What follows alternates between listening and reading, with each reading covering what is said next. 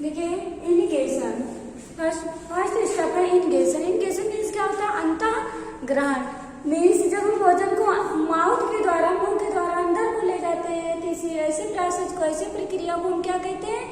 इनिगेशन कहते हैं। इंग्लिश में डेफिनेशन देखिए, अंतः ग्रहण the process of ingestion in which the food taking into the body.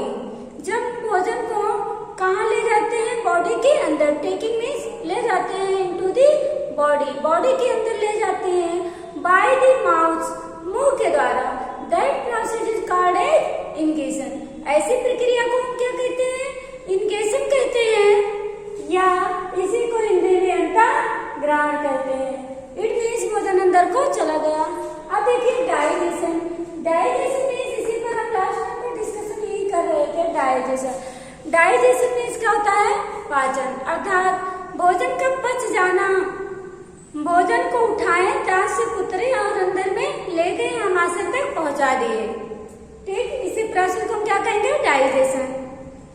देखिए the process of digestion, process of digestion in which undigested food material break down into the simple food materials। जब क्या होते हैं? जो undigested food होते हैं, break down और टूट जाते हैं। किसमें टूट जाते हैं? सिंपल मटेरियल्स में, साधारण खाद्य पदार्थों में। बाय द एंजाइम, किसके द्वारा? एंजाइम्स के द्वारा क्या करते हैं? वो टूट जाते हैं। एंजाइम आप लोगों ने देखा क्या होगा? जैसे माउथ में एंजाइम पाए जाते हैं। कौन से एंजाइम है?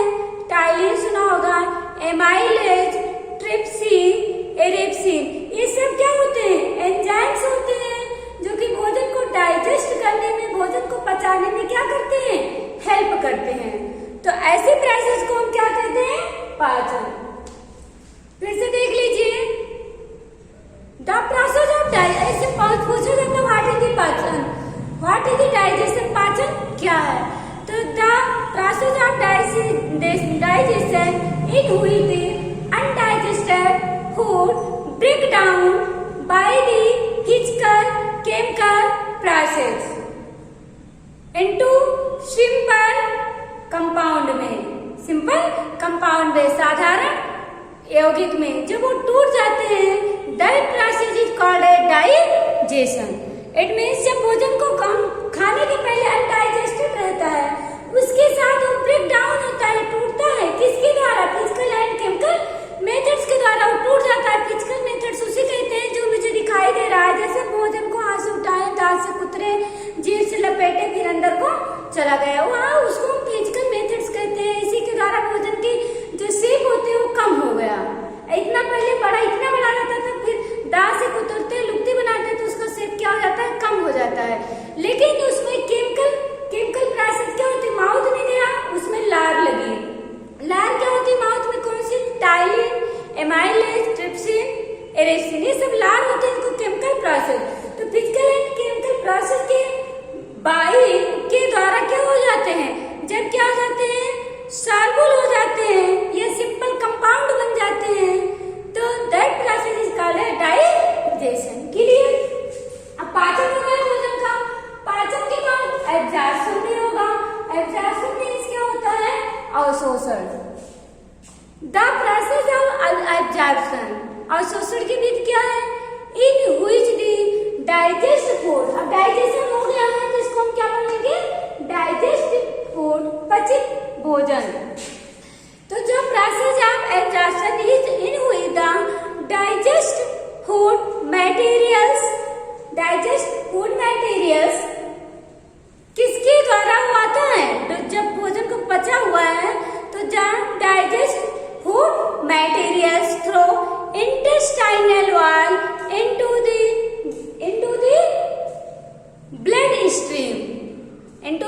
ब्लड स्ट्रीम, जब भोजन का पाचन हो गया है, क्या हो गया? भोजन का पाचन हो गया है, तो डाइजेस्ट फूड मटेरियल है पासेस थ्रू किसके द्वारा? इंटेस्टाइनल वॉल इनटू द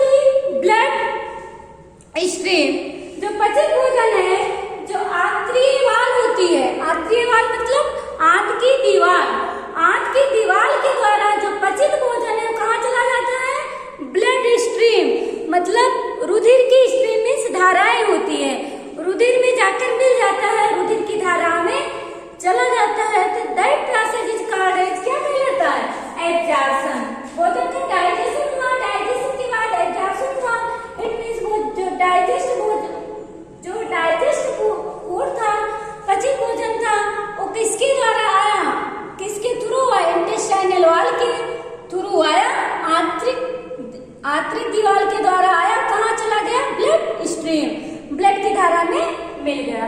तो that process is called as absorption, अवशोषण। तो देखिए absorption, process of absorption in which the digested food through the intestinal wall into the blood stream, that process is called absorption। उसे हम क्या कहेंगे? अवशोषण। अगला है एसिमिलेशन। एसिमिलेशन मीन्स क्या होता है? स्वांगीकरण। तो स्वांगीकरण किसे कहते हैं? The process of assimilation in which the जिसमें क्या होता है?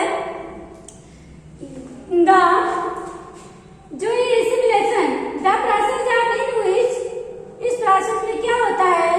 बॉडी सेल थ्रो, जो बॉडी सेल, शरीर की जो कोशिकाएं होती हैं, जो शरीर की क्या होती है? कोशिकाएं होती है, जो बॉडी सेल्स होती है, वो क्या करती है? Body cell and use for किसके लिए? एनर्जी के लिए। फिर उसके बाद रिपेयरिंग एंड ग्रोथ। मतलब शरीर में जो भोजन एब्जॉर्प्शन के बाद, एब्जॉर्प्शन और शोषण के बाद अगला स्टेप क्या है? स्वांगीकरण। स्वांगीकरण मीन्स मिल जाना। तो भोजन जो एब्जॉर्ब फूड मटेरियल, जो भोजन क्या हुआ? एब्जॉर्ब हुआ, अवशोषित हुआ, तो कहाँ गया है? एब्जॉर्ब होके कहाँ गया है? बॉडी सेल में गया है। तो बॉडी सेल शरीर के कोशिकाओं के थ्रू कहाँ चला जाता है? शरीर की कोशिकाओं के थ्रू कहाँ जाता है? ग्रोथ के लिए, रिपेयरिंग के लिए, बॉडी में ग्रोथ को बढ़ाता है, रिपेयरिंग करता है एंड एनर्जी प्रोवाइड करता है। तो ऐसे प्रोसेस को हम क्या कहते हैं? एसिमिलेशन। डिफिनेशन सुन लीजिए। That process is assimilation. ऐसी प्रोसेस को क्या कहते हैं? एसिमिलेशन, स्वांगीकरण। द प्रोसेस ऑफ एसिमिलेशन, स्वांगीकरण की प्रक्रिया। In which the absorb food material through the body cell, शरीर की कोशिकाओं के द्वारा use for the absorb food material through the body cells, शरीर की कोशिकाओं के द्वारा यूज फॉर दी, किसके लिए प्रयोग की जाती है? यूज फॉर दी किसके लिए?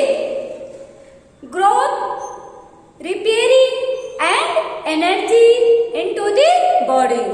बॉडी में जो एनर्जी की मुझे नीड होती है, जो बॉडी में ग्रोथ होती है, बॉडी में रिपेयरिंग, मतलब किसी चीज में जब कमजोरी होने लगती है तो उसकी रिपेयरिंग कहलाता है, करती है।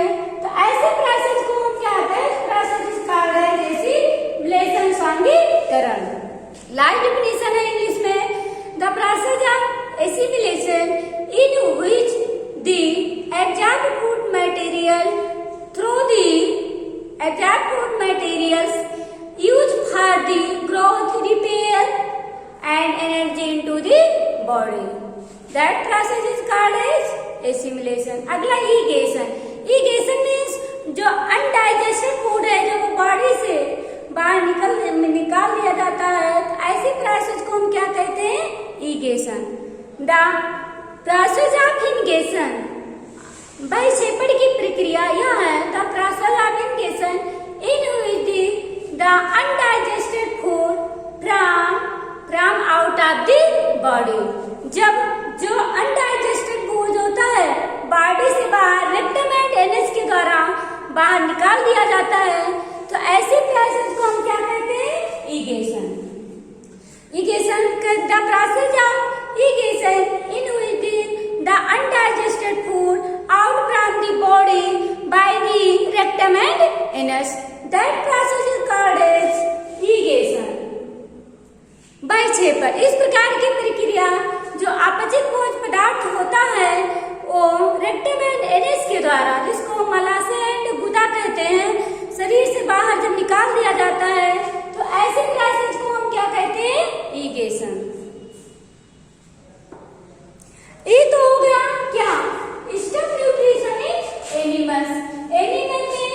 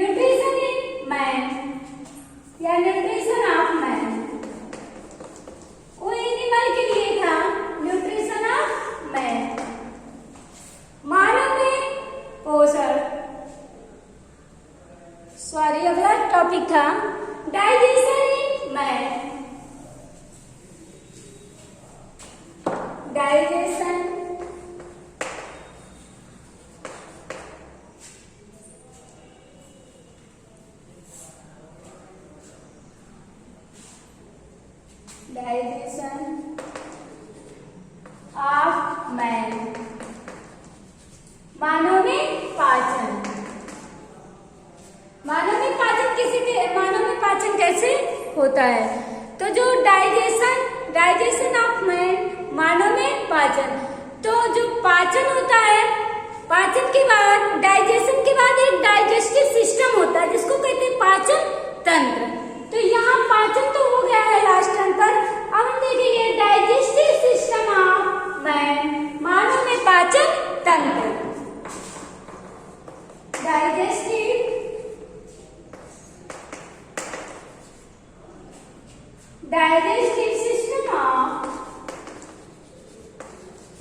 डाइजेस्टिव सिस्टम ऑफ मैन, मानव के पाचन तंत्र। डाइजेस्टिव सिस्टम ऑफ मैन, मानव के पाचन तंत्र। जो पाचन तंत्र होता है, पाचन तंत्र जिसको कहते हैं डाइजेस्टिव सिस्टम।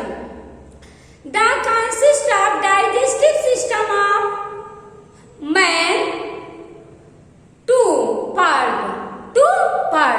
मानव का जो डाइजेस्टिव सिस्टम होता है, जो पाचन तंत्र होता है, वो दो तंत्रों से मिलकर बना होता है। मानव का जो पाचन तंत्र होता है, टू कंसिस्ट सिस्टम, ये दो तंत्रों से मिलकर बना होता है।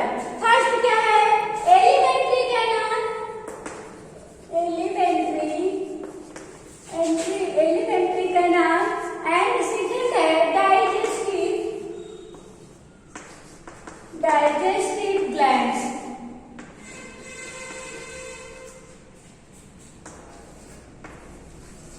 ओके, तो the digestive system consist of two parts.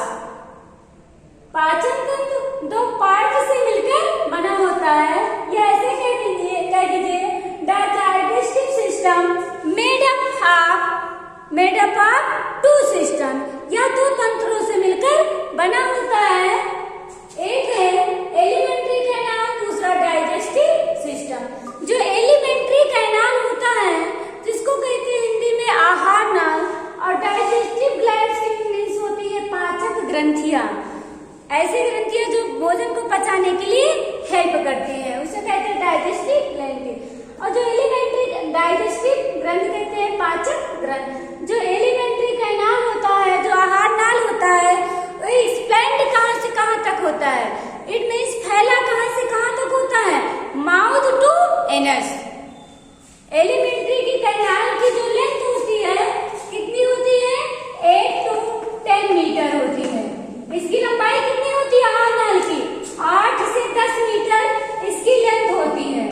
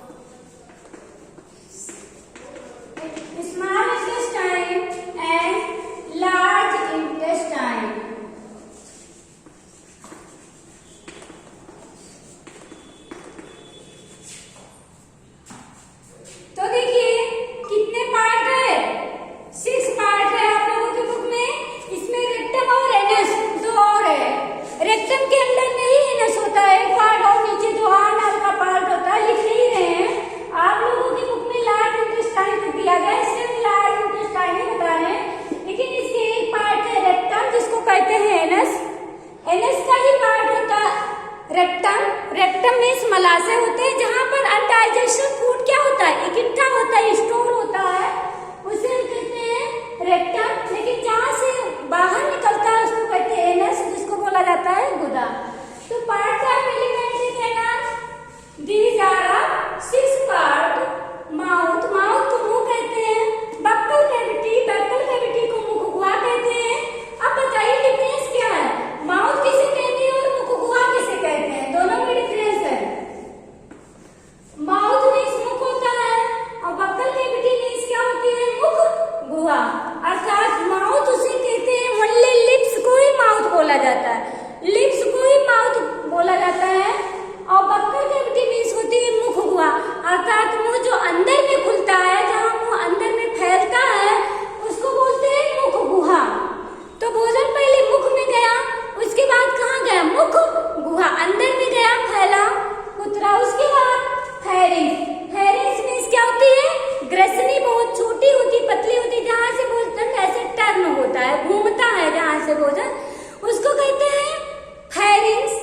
ग्रसनी जिसको कहते हैं ओसोफेगस। ओसोफेगस मीन्स ग्रास नली, जो कहां से कहां तक अटैच रहती है, ग्रसनी से लेकर स्टोमक तक, ग्रसनी से लेकर यहां से लेकर स्टोमक तक, उसको कहते हैं ओसोफेगस ग्रास नली। इसको कहते हैं मुख या मुख गुहा, ओआरआ। इसको कहते हैं फेरिंग्स, इसको कहते हैं ग्रसनी, केवल ऐसे घुमा दिया जाता है फूड मटेरियल, भोज्य पदार्थ को। ओसोफेगस ग्रास नली जब यहाँ से निकलता है तो ओसोफेगस में ग्रास नली लंबी नली होती है जो कहां से कहां तक अटैच रहती है, ग्रसनी से लेकर स्टोमक तक। स्टोमक मीन्स आमाशय, आमाशय मीन्स पेट, स्टोमक तक। स्टोमक के बाद क्या आता है, स्मॉल इंटेस्टाइन, छोटी आंत, उसके बाद लार्ज इंटेस्टाइन, बड़ी आंत। ठीक, अब इसके देखिए पार्ट, जैसे क्या होते हैं,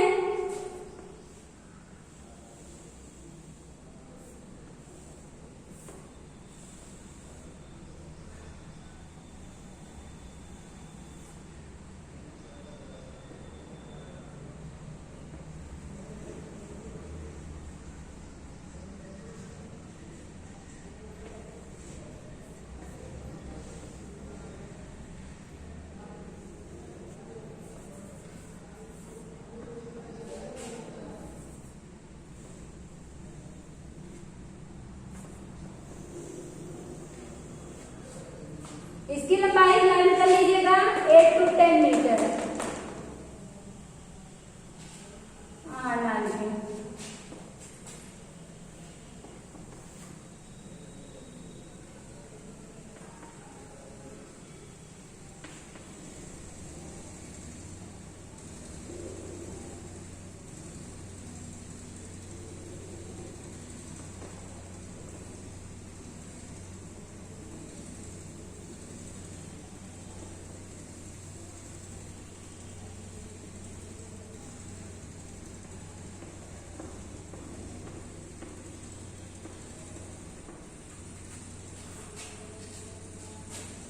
इसको हम क्या बोलते हैं, पहले ये बताया है, यहीं पर ये तो इसका माउथ है, टीथ है, यहाँ इसका क्या है, टीथ है, ये टीथ है। इसके बाद इसी के पीछे मुख में ही, टीथ के मुख में क्या है, स्लाइवरी ग्लैंड्स, स्लाइवरी ग्लैंड्स, ये भी क्या है, digestive glands, salivary glands. Salivary glands के बाद यहाँ है ओसोफेगस, ओसोफेगस,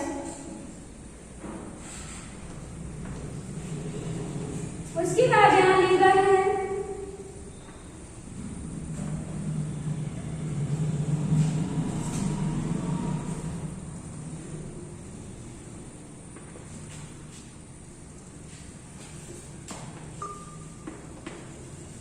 लीवर के अंदर में बाइल जूस होता है,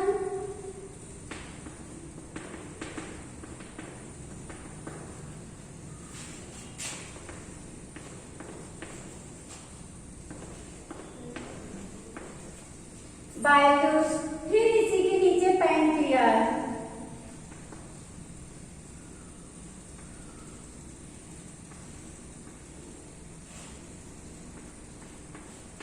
जो कि पैंक्रियाटिक ग्लैंड्स होती हैं, आग्नेय से रस देती हैं, निकलता है।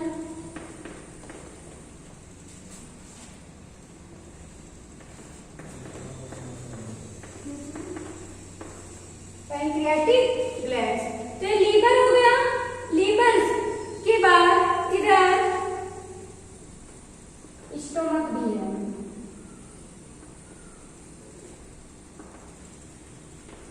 ये स्टोमक,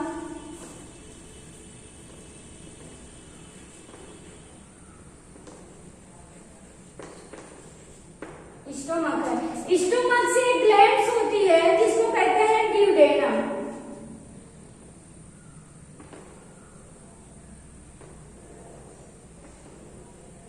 ड्यूडेनम जिसकी हिंदी ग्रहणी होती है, ये ग्रहणी है, ड्यूडेनम है। फिर ड्यूडेनम से अटैच हुआ, इसके किनारे पर क्या है, लार्ज इंटेस्टाइन। किनारे किनारे इसकी क्या है, लार्ज इंटेस्टाइन है। लार्ज इंटेस्टाइन के नीचे स्मॉल इंटेस्टाइन है। सब देखिए, नीचे नहीं देखिए, लार्ज